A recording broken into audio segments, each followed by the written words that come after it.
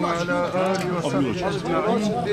أعظم الله أجركم وأحسن عزاءكم وجبر الله مصيبتكم وغفر لمرحومكم وإلى روح النبي وآله وأصحابه وأمته وإلى أرواح أمواتنا وأموات الحاضرين خصوصا إلى روح المرحوم الفاتحة.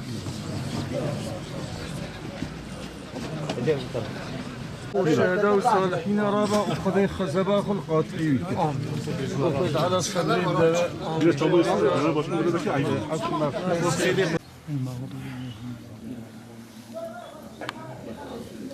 جيبي جنة الفردوس جنة العدن وقضاء حضرة محمد وبسكني الأنبياء والشهداء والصالحين رابع أم تك شهادة ملكي صالح وملكي قلب خزبة القرآن له خدمت اسلامی دارو خدا خزباخه قاتلی که ایرو به میلیون انسان رحمت بی مسلمانی کنه.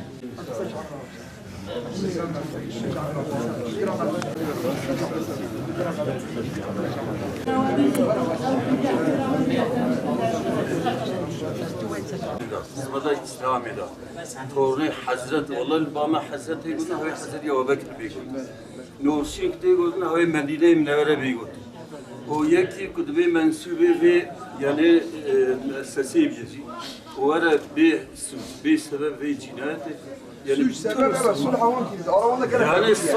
sulh nabine baba ve evlada yani tişkiye demek milletimiz ziyade çok Yahudiya enbiya-i Xuda kuştu bir milletimiz Yahudiya varisi enbiya kuştu yani persine مثلا مساج مات گفتن یهودی پیغمبر بود توش نام نزدال چانفیا من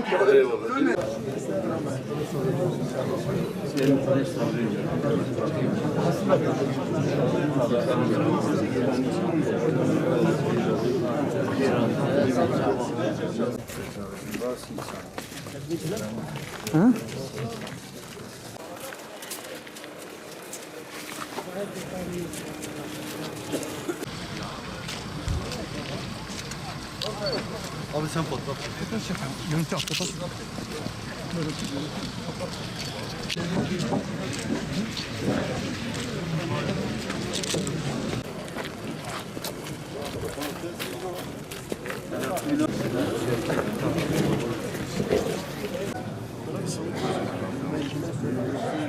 Hesabı.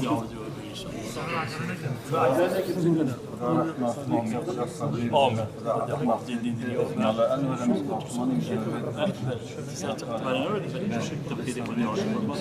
Burada yardımcı inşallah.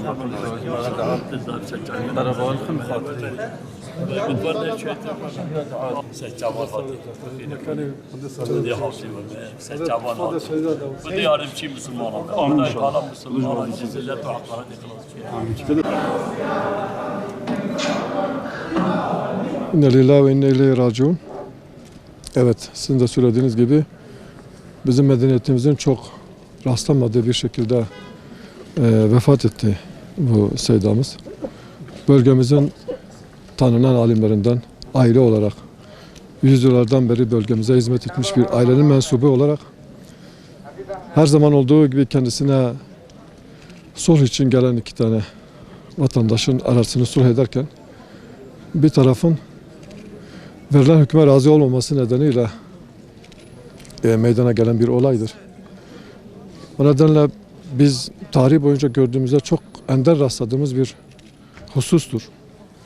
İnsanlarımız neticede alimlerin verdiği hükme razı olurlar. Razı olmazlarsa da zaten icbari herhangi bir güçleri yok. Sadece kendilerine başvuranların en uygun şekilde sulhlarını gerçekleştirmek için verilen bir karardır.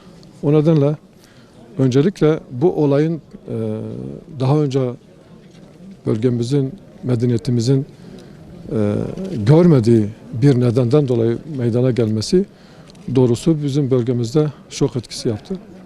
Buraya gelen bunca insanın göstermiş olduğu bu tepkiler de vefat eden bu Seydan'ın bölgemiz için bir değer olduğu ve bölgemiz için bir kayıp olduğunu da ortaya koymaktadır. Rabbim rahmetiyle muamele etsin. Cengiz Bey. Cengiz Bey. Şuraya buyurun.